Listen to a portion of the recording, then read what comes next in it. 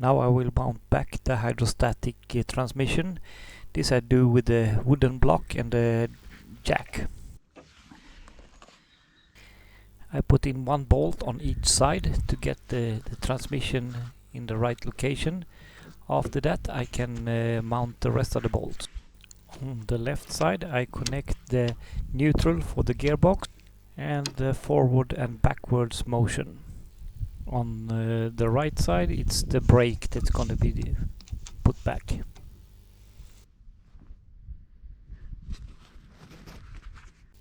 When all the controls are connected, the gas, brake and neutral, I will back up with the tractor and lift the lawnmower so I can remove the support under the lawnmower.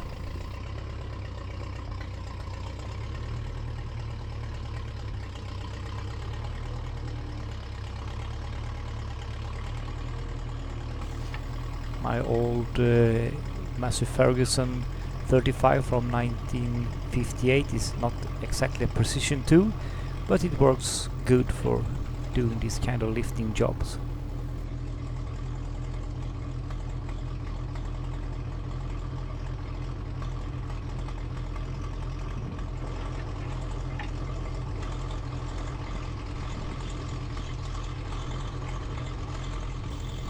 When I have lifted the lawnmower, it's just to remove the support under the lawnmower, the tripod. Just don't lie directly under. You can't trust these old tractors.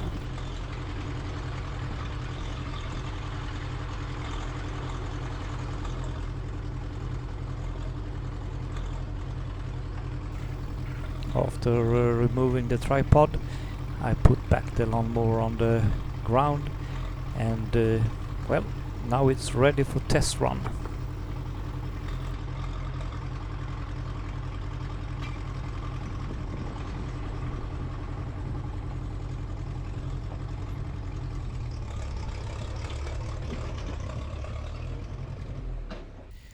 Now I will try to start the lawnmower. It has been standing dismounted for a couple of months actually, so we will see how it works. And it actually starts immediately, so no problem there.